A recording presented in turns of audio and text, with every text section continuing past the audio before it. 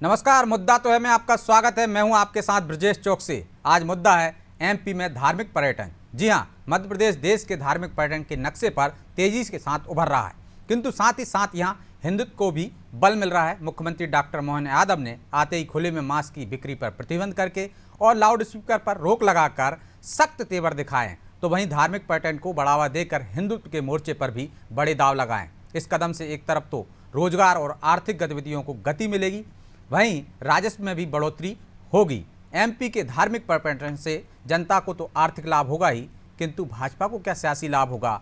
क्या इस कदम से भाजपा की एमपी में जड़ें और गहरी होंगी? आज इन सवालों के इर्द गिर्द चर्चा करेंगे, लेकिन पहले देखिए ये रिपोर्ट।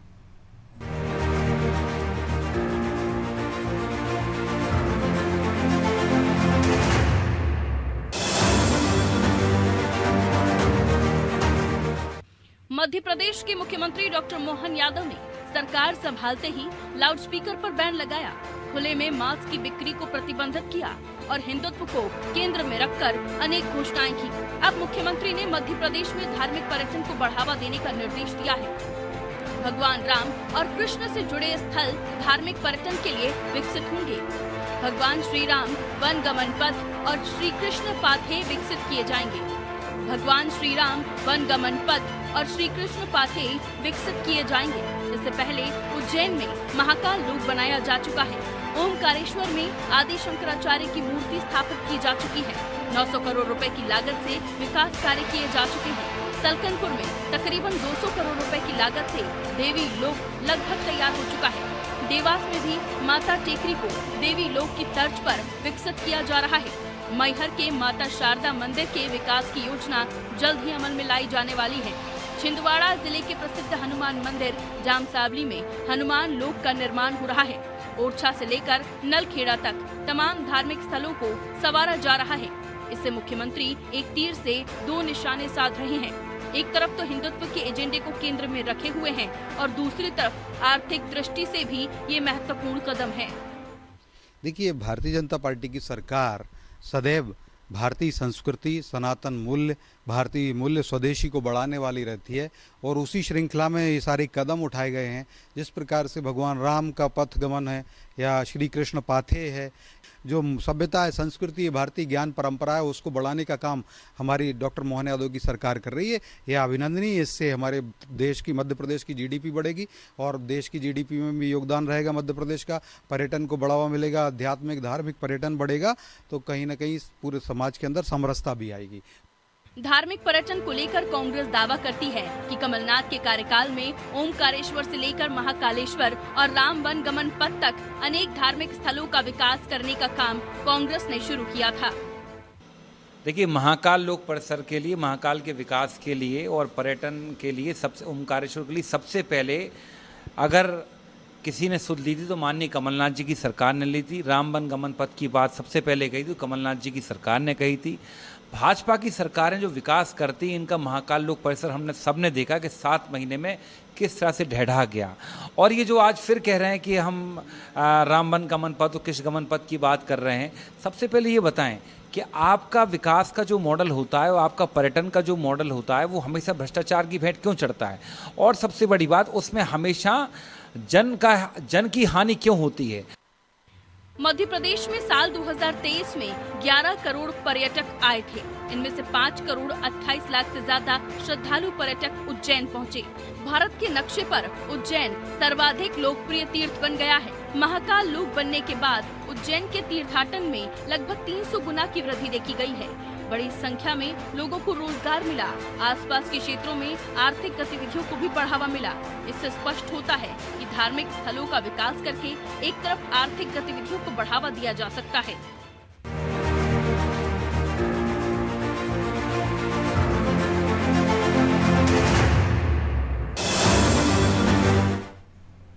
तो इस मुद्दे पर चर्चा के लिए हमारे साथ जुड़ गए कांग्रेस प्रवक्ता समर सिंह, बीजेपी प्रवक्ता सचिन वर्मा और हमारे सहयोगी प्रभु पटेरिया। आप सभी का बहुत बहुत स्वागत है। सचिन जी, धर्मपथ पर बढ़ रहे हैं डॉक्टर मोहन यादव। अब तो भोपाल के एंट्री पॉइंट पर भी राम और श्री कृष्ण को समर्पित करते हुए द्वार बनेंगे। प्रदेश की सीमाओं पर राजा विक्रमादित्य और राजा भोज को समर्पित द्वार बनेंगे।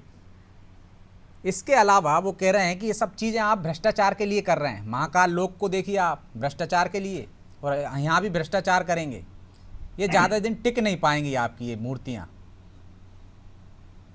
अब कांग्रेस और कांग्रेस के प्रवक्ताओं की, अब मैं उनकी जो है सोच के ऊपर बड़ा मुझे दया आती है कि हम अगर भारतीय संस्कृति को अगर बढ़ाने का काम कर रहे हैं, जो राम पथगमन जो एक पथ था जिसपे भगवान राम चले थे, कभी कृष्ण पार्थे जो जिस पथ पे कृष्ण चले हैं, तो उसका अगर उन्नयन का कार्य हो रहा है, उसमें अगर वहाँ पर डेवलपमेंट का काम हो रहा है कि लोग वहाँ तक पहुँच पाएं, दर्शन कर पाएं और जो है अपनी हो कहाँ रहा वर्मा जी? अभी तो सिर्फ घोषणा ही कर रहे हैं आप, ऐसा करने जा रहे हैं। राम बिल्कुल पथगमन की बात तो आप 2003 के बाद से कर रहे हैं और हम 24 में बात कर रहे हैं। 2003 के बाद से ही बात कर रहे हैं आप, जब से आपकी सरकार आई है राम पथगमन की। हुआ कुछ नहीं अभी तक? नहीं, ऐसा नहीं लगता मुझे कि नहीं हुआ है। वो सर्किट पे पूरा काम चल रहा है। और तो बता दीजिए क्या काम चल रहा है? हमारी जानकारी में तो अभी तक कुछ नहीं हुआ। देखिए, अब चित्रकूट में अगर आप देखेंगे तो वहाँ डेवलपमेंट हुआ है, डेवलपमेंटल वर्क हुए हैं। और जैसे उस अगर पथ पर कुछ नहीं हुआ। ओरछा के बारे में बात करें तो आज ओरछा में बहुत सारी 5 स्टार होटल्स जो हैं, ओरछा वहाँ उसमें थोड़ी नहीं आता राम पथगमन में, वहाँ थोड़ी नहीं राम आए थे, वहाँ तो ले गई थी महारानी।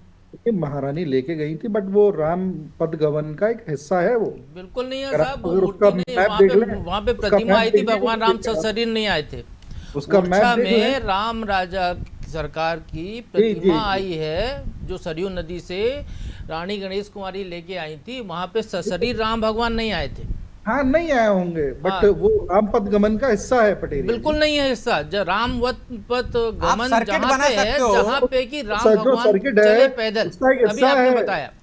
सर्किट बना सकते हो आपके, कहाँ कहाँ हाँ, आप जा सकते हो उसका एक धार्मिक सर्किट सर्किट, है। लेकिन राम पथगमन सर्किट का हिस्सा नहीं है वो। जी, राम पथगमन यानी भगवान राम वहां पर फिजिकली वहां पर विजिट नहीं किया, आई एग्री, आप बट थोड़ा सा वो रिपोर्ट देख राम लीजिए जो भगवान- सरकार ने जो मैप बनाया है, जो चार्ट बनाया है। कल ही मीटिंग हुई थी, कहाँ कहाँ राम पथ गमन पे जो काम होना है उसमें ओरछा नहीं है सचिन जी, मैं ये बता रहा हूँ। अच्छा, अब प्रभु जी के बारे में अगर कोई विशेष जानकारी है तो मुझे उसकी ठीक से जानकारी नहीं, आप नहीं वो है। रिपोर्ट देख पर लीजिए। मुझे जो मेरे ज्ञान में है कि जो ओरछा है वो उस सर्किट का एक हिस्सा है। ओरछा में राम राजा लोक बन रहा है। हाँ, ओरछा राम उसका एक सर्किट है, सर्किट का हिस्सा नहीं है उसका। राम पथगमन का। राम पथगमन का हिस्सा नहीं है। जिस रास्ते से राम गए थे उस रास्ते की बात कर रहे हैं हम। उस सर्किट का हिस्सा है सर। हाँ, सर्किट का हिस्सा हो, बना सकते हो। सर्किट तो आप कोई सा भी बना सकते हो, लेकिन आपसे बाद में छत्तीसगढ़ में सरकार बनी कांग्रेस की, उन्होंने राम पथगमन को बना दिया। आप जब से अब तक कहते ही आ रहे हैं और कांग्रेस कह रही है, अभी सुना होगा आपने कांग्रेस प्रवक्ता को कि महाकाल लोक भी हमने ही शुरुआत की थी। श्रेय भले ही आप ले रहे हैं, आपने तो सिर्फ भ्रष्टाचार किया था उसमें।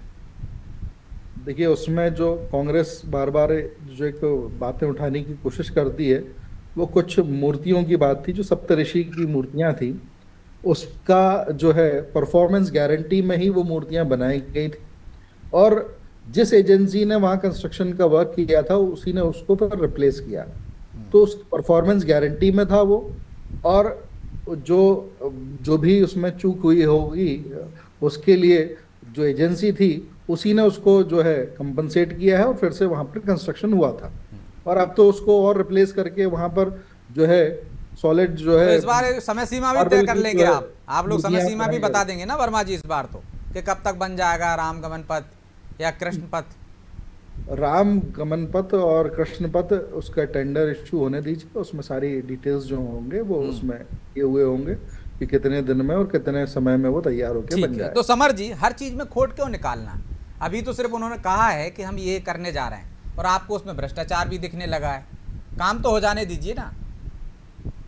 सर, पूर्व में किए गए जो बीजेपी के कार्य हैं उनको अगर देखा जाए, अगर उनका एक एनालिसिस किया जाए, तो आपको ये बात स्पष्ट हो जाएगी कि बीजेपी के जितने भी कार्य हैं या तो वो इवेंट है या वो भ्रष्टाचार करने की एक जरिया है। आप देखेंगे कि बीजेपी के जितने भी नए प्रोग्राम्स बीजेपी लॉन्च कर रही है, जैसे कल उन्होंने शिक्षा को लेकर करा कि हम राम को और कृष्ण को जोड़ेंगे, तो ये एक इवेंट है, जबकि राम और कृष्ण पहले से ही सिलेबस में हैं। आज इन्होंने बोला कि हम राम पथ गमन पथ बनाएंगे और कृष्ण पथ बनाएंगे, जिसके तहत हम कृष्ण और राम जहां जहां गए हैं उनके जहां जहां उनके पद चिन्ह पड़े हैं वहां पर हम तीर्थ स्थल के रूप में उसे विकसित करेंगे और वहां पर रोजगार बढ़ाएंगे और वहां पर हम लोगों को रोजगार बढ़ाएंगे, इससे कि बहुत फायदा मध्य प्रदेश की जनता को होगा। लेकिन अगर कुल मिला के देखा जाए तो जो मैं भाजपा का विकास को मैं स्वयं जो समझ पाया हूं वो ऐसा है कि जहां सिर्फ इंफ्रास्ट्रक्चरल डेवलपमेंट की भाजपा बात करती है, और इंफ्रास्ट्रक्चरल डेवलपमेंट की बात करने का मुख्य कारण यह है कि वहां पर लगने वाला जो पैसा है वो एक बड़ा पैसा आता है जिसके अंदर से अपना इसका मतलब है सरकार को कोई काम नहीं करना चाहिए। और जिस राम पथ गमन की आप बात कर रहे हैं, कमलनाथ सरकार ने भी उस दिशा में कदम बढ़ाए थे, वो भी उसकी बात कर रहे थे। महाकाल लोक की बात आप भी कर रहे थे, तो फिर आप करें तो भ्रष्टाचार नहीं होगा, वो करें तो भ्रष्टाचार दिखता है। बीजेपी के वही मैं कहना चाह रहा हूं, मैं बीजेपी के कार्यों की नियत के बारे में बात कर रहा हूं कि इनकी जो नियत है वो बेसिक इंफ्रास्ट्रक्चर को डेवलप करने से ज्यादा है कि हम ऐसे कुछ प्रोजेक्ट्स लेके आए जिसके अंदर हम भ्रष्टाचार का रास्ता निकाल सके। आपने जैसा अभी कहा कि सप्तऋषि की मूर्तियां वहां पर गिरी, ठीक है। Being a lawyer Sachin ji, मैं अगर आपसे पूछूं कि आप एक अधिवक्ता भी हैं जो मैं आपको देख पा रहा हूं, क्या कोई ऐसा क्रिमिनल ऑफेंस है ये कि अगर हमने किसी को टेंडर दिया है और वो मूर्ति गिर जाती है और वो मूर्ति गिरने से कोई किसी जनहानि होती है तो उसका जिम्मेदारी कौन लेता? आपने आज बोला कि ठीक है, आपके लिए बहुत छोटी सी बात होगी कि मूर्ति लगी प्लास्टिक की और वो हवाएं गिर गई, टूट गई और उसी कंपनी ने फिर से लगा दे, लेकिन क्या आपको लगता है ये इतना आसान मुद्दा था कि जो 2 लाइनों के अंदर आपने इसको खत्म कर दिया? आप बताना चाहेंगे इसके अंदर कि अगर वहां पर किसी व्यक्ति की हानि होती तो क्या? बिल्कुल आपराधिक मामला दर्ज होता है समर जी, इतना तो आपको भी पता होगा। यदि किसी बिल्डिंग में कोई मजदूर काम कर रहा है तो ठेकेदार पे दर्ज होता है, वहां पे कुछ हो जाएगा तो जिनकी जिम्मेदारी है उन पर FIR दर्ज हो सकती है। आप तो सड़क के गड्ढे में यदि गिर जाए तो निश्चित तौर पर आप FIR दर्ज करा सकते हैं। बिल्कुल सही, वो जवाब आपने दे दिया मेरा। लेकिन सचिन जी, वो तो जानकारी की बात कर रहा हूं मैं। सचिन जी क्या कहेंगे उसमें? ये तो आपको भी जानकारी होना चाहिए। आप भी कुछ कह रहे हैं कि भ्रष्टाचार होता है और आपकी सरकार क्लीन चिट दे देती है। सुनिए तो, आपने क्लीन चिट दी है? क्लीन चिट आपकी सरकार देती है। बोले पौधरोपण में भ्रष्टाचार हुआ, आपके वन मंत्री रहे तत्कालीन उमंग सिंगार, क्लीन चिट दे दी उन्होंने। तो क्लीन चिट देते हैं ना आप, तो मतलब भ्रष्टाचार नहीं हुआ। और सिर्फ यहाँ विरोध करने के लिए आप कह रहे हैं कि भ्रष्टाचार होगा। अभी जो बात की जा रही है वो महाकाल लोक और वन पथ गमन की बात की जा रही है, उसी के परिप्रेक्ष्य में आपसे बात करना जो पूर्व में तो बहुत सारी चीजें हो चुकी हैं। चारा घोटाला हुआ, धर्म के नाम पे भ्रष्टाचार नहीं होना चाहिए, बाकी भ्रष्टाचार होता रहे। बहुत सही बात है आपकी। हमारे जी वो कह रहे हैं धर्म के नाम पे भ्रष्टाचार नहीं होना चाहिए, बाकी जगह हो जाए। चाहे छिंदवाड़ा में डैम बनाओ, नहीं 600 करोड़ रुपए की पाइप खरीदी कर लो, भ्रष्टाचार वो जायज है, लेकिन धर्म के नाम पे नहीं होना चाहिए। मैं किसी भी प्रकार के भ्रष्टाचार का यहाँ पर समर्थन नहीं कर रहा हूँ, लेकिन जो मोटा मोटी एक बात सामने आ रही है कि महाकाल लोक और जो अन्य की योजनाएं हैं उसके अंदर भ्रष्टाचार करने का भ्रष्टाचार की पुष्टि बहुत सुगम तरीका है। मूर्ति गिर गई है, वो गारंटी में थी, वहां पे फिर बन के लग गई है। अब भ्रष्टाचार साबित कहाँ हुआ? मैं आपसे जानना चाहूंगा कि क्यों ये इंफ्रास्ट्रक्चरल डेवलपमेंट में ज्यादा कार्य करते हैं बनिस्बत मूलभूत सुविधा जैसे शिक्षा, स्वास्थ्य, और इनके ऊपर क्यों नहीं करते ये लोग? सही बात है। पंडित जवाहरलाल नेहरू ने क्यों एक मिनट में बात करता हूँ, पंडित जवाहरलाल नेहरू ने क्यों स्टील प्लांट बनाए, क्यों सड़कें बनाई, क्यों बिजली के कारखाने लगवाए, क्यों इंदिरा गांधी ने आगे बढ़ाया, क्यों राजीव गांधी ने किया? श्रीमान, स्टील प्लांट रोजगार का जरिया है, वन पथ गमन सड़क भी रोजगार का जरिया साहब, वन पथ गमन भी रोजगार का जरिया है। आप उसको कैसे डिफाइन करें? मैं आपको सड़कों के बारे में बताता हूँ। जिस प्रकार से भाजपा बोल रही है कि हमने आप सड़कों के बारे में बताएंगे। पर्यटन, सुनिए समर जी, पर्यटन आपकी सरकार की भी प्राथमिकता में रहे रोजगार के लिए, इनकी सरकार की भी प्राथमिकता में रहे रोजगार। समग्र बात कीजिए आप। जो अब ये बीजेपी अगर बोलती है कि वो महाकाल लोक को एक रोजगार के रूप में देखती है तो मैं सच को सरासर गलत ठहराता हूँ। वो एक आजीविका है। अगर वहां पर कोई बंदा अगर रिक्शा चलाता है तो आजीविका है, रोजगार नहीं है। तो इसमें बहुत चेंज हो गई है उज्जैन की, आपको पता है कि लोग वहां पर। श्रीमान, आपकी जानकारी के लिए मैं उज्जैन में निवास करता हूँ और मैं यहाँ पर बता दूं 15,000 से ऊपर ई रिक्शा यहाँ पर चल रहे हैं, जहां पर एक एवरेज कॉस्ट किलोमीटर निकाली जाए तो होना चाहिए 12 रुपए ऑपरेटिंग कॉस्ट के हिसाब से, 6 रुपए से कम उसको मिल रही है। कंपटीशन इस प्रकार से बढ़ गया है कि अब ई रिक्शा चलाने, ई रिक्शा जो जिन लोगों ने ई रिक्शा डाले थे वो बेच के जा रहे हैं। अगर आपको विश्वास ना हो तो मैं आपको दिखा दूं, 4 होटल्स, उज्जैन में महाकाल लोक आने से पहले 35-36 होटल हुआ करते थे। आज 500 से ऊपर होटल और होटल लॉज, धर्मशाला, होम स्टेज हैं। वहां के आपको कमरे की मैं हालत बता दूं, 200 होम 300 स्टे है ना वहाँ पे, 2 कमरे मिल रहे हैं ना लोगों को, रोजगार नहीं है। 300 रुपए के ई रिक्शा खरीदा लोगों ने, कमरे मिल रहे रोजगार नहीं है। 300 रुपए में कमरे, मैं आपको ये बताना चाह रहा हूँ, 300 रुपए में कमरे मिल रहे हैं। और वहां का उसका ऑपरेटिंग कॉस्ट जो है, अगर बिल्डिंग एक आदमी ले रहा है तो उसका नौकर, पानी, बिजली और किराया अगर मान लिया जाए और उसका मेंटेनेंस मान लिया जाए तो उस ऑपरेशन कॉस्ट से ज्यादा जा रहा है। तो आपको इस बात को पड़ेगा, ये एक प्रकार का 15,000 ई रिक्शा। आप बताइए 15,000 ई रिक्शा उज्जैन के अंदर 3 किलोमीटर 5,000 लोग जा रहे थे, आज की तारीख में 1,50,000 5 लाख तक जा रहे हैं। फ्लोटिंग क्राउड का मतलब क्या होता है? लोग आते हैं, वहां दर्शन करते हैं और चले जाते हैं। वो कुछ घंटे के लिए वहां स्टे करते हैं। वो 24 इसमें नहीं होता समर जी, इसीलिए मुझे इकोनॉमिकली आप मुझे बताइए कि इकोनॉमी अगर कुछ कोई आदमी अगर आके जो है वहां टच एंड गो कर रहा है, अगर टच एंड गो कर रहा है, महाकाल मंदिर गया और बाहर चले गया, तो उसने क्या कंट्रीब्यूशन उज्जैन की इसमें किया? आप नहीं समझ पाएंगे समर जी, क्योंकि आप होटल नहीं चला रहे हैं, आप प्रवक्ता हैं। आप जब होटल चलाएंगे तब आपको श्रीमान, आपकी जानकारी के लिए बता दूं कि मेरी भी होटल है जी। तो आपका ग्राहक नहीं पहुंच रहे वहां पर? आपने होटल बंद कर दिया आपने, ठीक है, समझ बंद करने जा रहे हैं होटल। तो मैं आपको यही बता रहा हूँ कि धंधा हो गया होटल उज्जैन में, बंद कर दिया आपने। यहाँ की कंडीशन ये है कि विरोध करो तो उतना तो तर्कों के साथ करो ना समर जी। लोग बढ़ रहे हैं और होटल बंद हो रहे हैं, जिस लोग बढ़ रहे हैं होटल बंद हो रहे हैं, क्योंकि वहां पर आदमी जो है वो उसका डीप पॉकेट नहीं है कि वो इतने कम में, क्योंकि कंपटीशन इतना हाई हो गया है। और 20,000 रुपए जो होटल की बात कर रहे हैं वो हाई एंड होटल की बात कर रहे हैं, इसलिए बंद हो रहा होगा आपका। तो कंपटीशन का बुरा है क्या? 4 लोगों को रोजगार मिल रहा है, आप चाहते हैं 4 लोगों का ही पेट भरता रहे वहां पे, बोलते हैं 10 लोगों को मिल रहा है वो नहीं। रोजगार और आजीविका में बहुत डिफरेंस है, आप इसको पहले पता कीजिए। रोजगार का मतलब होता है कि बंधी हुई सैलरी और 30 दिन का काम, ठीक है, इसको बोलते हैं रोजगार। और आप जिस बात की कर रहे हो ना कि अगर मैं कल से हारफुल बेचने लग जाऊंगा कहीं मार्केट में जाकर, तो वो रोजगार नहीं होगा, वो मेरी आजीविका का स्रोत होगा। और आजीविका पकौड़ा बेचना रोजगार नहीं है। आपकी सरकार आएगी तो बंद कर देंगे ये सब, आपकी सरकार आएगी तो बंद कर देंगे। अगर हमारी सरकार आएगी तो हम क्या करोगे? आपकी सरकार आएगी हम फैक्ट्रियों पे काम करेंगे। धर्म का काम नहीं करोगे, ऐसे महाकाल लोक नहीं बनाओ। फिर आपके सरकार ने क्यों प्रपोजल रखा था राम पदगमन का, क्यों रखा था? आप सरकार की अपनी पार्टी का पक्ष रखिए, अपनी व्यक्तिगत मत बोलिए। लेकिन मैं आपको वही बताना चाहता हूं कि अगर होटल का जो महाकाल लोक जो बना है वो हमने बना चुके हैं, और आने वाले समय में अगर हमारी सरकार आती है तो हम तीर्थ स्थलों के साथ में रोजगार का और बड़ी फैक्ट्रीज और होटल, इन सभी का डेवलपमेंट भी करेंगे। दोहरी बातें मत करिए। अब आप कह रहे हो कि हमारी सरकार आएगी तो हम ये भी करेंगे, आपकी सरकार आ रही तब भी आप रामपथ की कौन सी फैक्ट्री की आपने बात की थी 15 माह में? आप कहते हैं महाकाल लोक की हमने बात की थी, रामपथ गमन की बात की थी, तो बता दीजिए एक आध फैक्ट्री की भी बात कर रही है, उदाहरण दे दीजिए कि हमने ये फैक्ट्री भी साथ में लगाने की बात की थी। इन्होंने फैक्ट्री लगाई थी, ट्रांसफर फैक्ट्री लगाई थी, वल्लभ भवन में शुरू किया था उसको। और ट्रांसफर फैक्ट्री में रोज जो है रोज ऑर्डर निकलते थे। बीजेपी के कार्यकाल में बीजेपी का कार्यकाल है, यहाँ पर आप ट्रांसफर नहीं करा रहे हैं, दूसरे कक्ष में भेजते थे यार। ये आपकी आप यहाँ पर ट्रांसफर की फैक्ट्री आपने लगाई थी, ट्रांसफर नहीं करते थे। और आपने जो है आईफा वार्ड को जो है विकास का इंजन बना दिया था। और आपके जो चलिए लौट रहा हूँ मैं आप दोनों के पास जी, वो जैकलीन फर्नांडिस चर्चा को आगे जारी रखेंगे कर रहे थे आप दोनों के साथ ही। प्रभु जी, लेकिन इस निर्णय के पीछे क्या मकसद है? क्या जो धर्म पथ पर चल रही है मोहन सरकार, चाहे कैटल लिफ्टिंग व्हीकल की बात कर लें, खुले में मास्क की बात कर लें, लाउड स्पीकर की बात कर लें, उसी दिशा में ये कदम बढ़ते हुए एक वोट बैंक को साधने के लिए, कि वाकई में उनका मकसद है कि इससे रोजगार सृजन होगा, आर्थिक माली हालत सरकार की बेहतर होगी? अब रजत जी, इसको इस नज़रिए से नहीं देखा जाए, धर्मपथ पे चल रही है। मध्य प्रदेश में यदि संभावना है पर्यटन की, धार्मिक पर्यटन की संभावना है, मध्य प्रदेश वो राज्य है जहाँ दो ज्योतिर्लिंग हैं, मध्य प्रदेश वो राज्य है जहाँ पर और भी धार्मिक प्रमुख स्थल हैं। और यदि राम जी भगवान जब वन गए थे तो उनका जो समय है वनवास का, उसमें से केवल 11 साल तो अकेले चित्रकूट में बिताया उनने, तो ज़्यादा 14 साल के वनवास में ज़्यादातर समय तो मध्य प्रदेश में बीता है।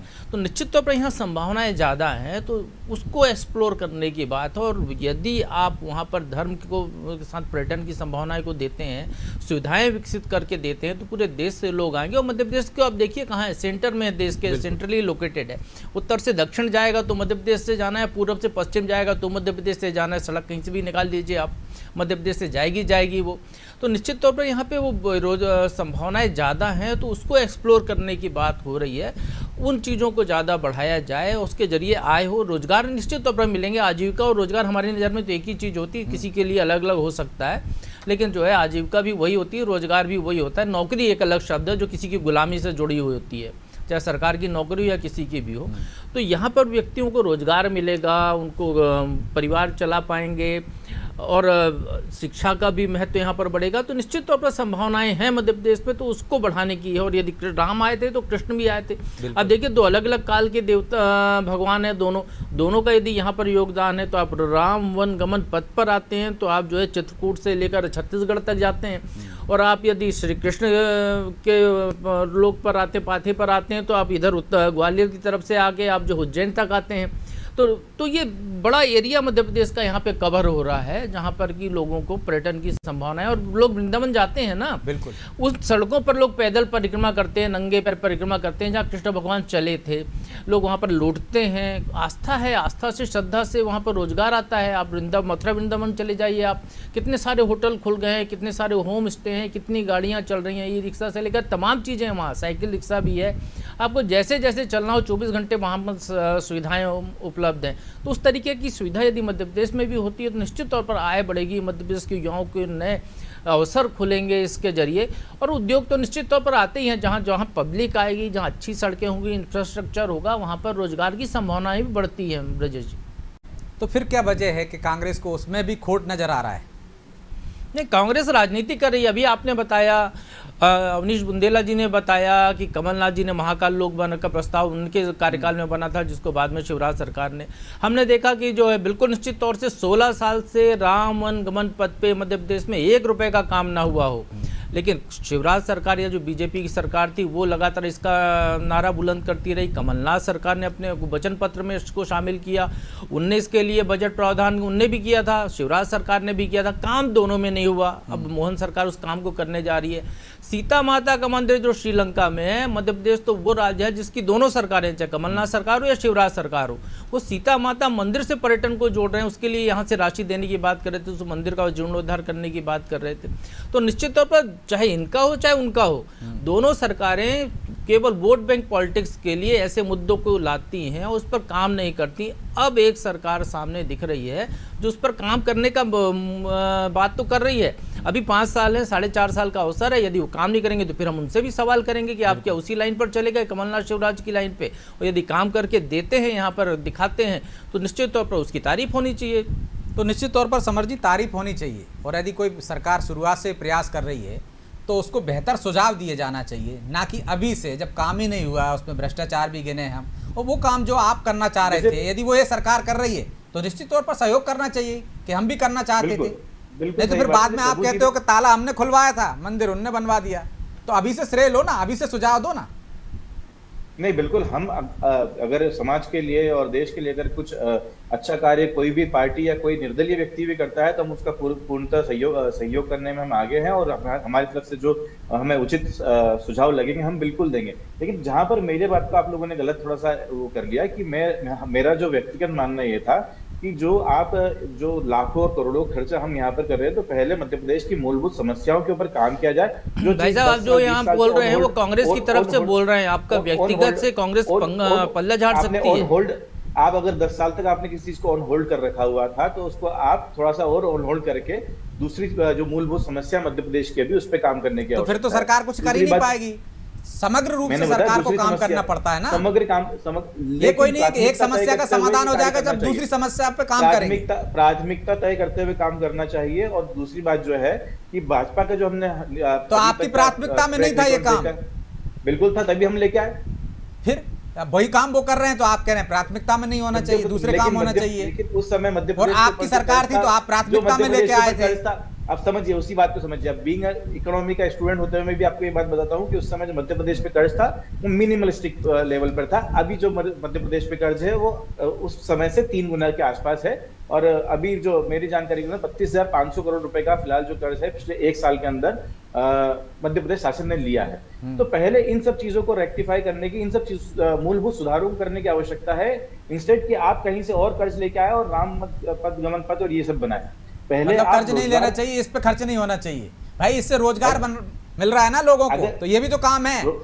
मध्य प्रदेश में सरकार की आर्थिक हालत ठीक होगी ना, इससे रोजगार मिलेगा तो लोगों को। अब अगर आप तीनों में से मुझे इकोनॉमी की दृष्टि से समझा दे कि अगर समझिए एक छोटा सा सवाल है, आप एमपी का जो गजट नोटिफिकेशन देख लेना। मध्य प्रदेश की शिवराज सरकार हो चाहे मोहन यादव सरकार हो, महीने में एक बार कर्जा लेती है। उतनी राशि का कर्जा आपकी कमलनाथ सरकार हर हफ्ते लेती थी। गजट नोटिफिकेशन है, मैंने पहले कहा है, आप उसको देख लेना। फिर उसके बाद दोबारा जब अपन यहाँ बैठेंगे फोरम पर तो बात करेंगे। जहाँ कर्जे की बात है, 27,000 करोड़ का बजट हुआ करता था दिग्विजय सिंह के समय 2022 में, और 35,000 करोड़ का कर्जा था मध्य प्रदेश पर। आज भी वही स्थिति है। रेशो आप देखेंगे, रेशो वही है। कमलनाथ सरकार में भी रेशो वैसे ही बढ़ता रहा, शिवराज सरकार में भी बढ़ता रहा, मोहन सरकार में भी बढ़ रहा है। इकोनॉमी की बात कर रहे थे आप, तो जरा ये पहले डाटा देख लीजिएगा, फिर अगली बार बैठेंगे इसी विषय पर आपके साथ। मैं वही आपसे पूछना चाह रहा हूँ कि क्या जो दिग्विजय सिंह सरकार में जो कर्ज था, क्या वो आज भी उतना ही कर्ज है? रेशो वही है, मैं कह रहा हूँ।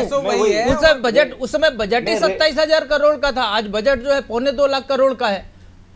उस समय बजट ही 27,000 करोड़ का प्रदेश का था, तब वो 35,000 करोड़ का कर्जा था। 3 लाख करोड़ से आगे का ऊपर। आप गजट नोटिफिकेशन देख लेना, पूरा रिकॉर्ड है, रिकॉर्डेड है ये। कर्ज लेने की भी एक लिमिट होती है। हाँ। आपको उतनी हम अर्थशास्त्री नहीं है, हमको इकोनॉमिक्स नहीं पढ़ा हम लोगों ने, लेकिन ये सब आंकड़े हमको बता सकते हैं आपको।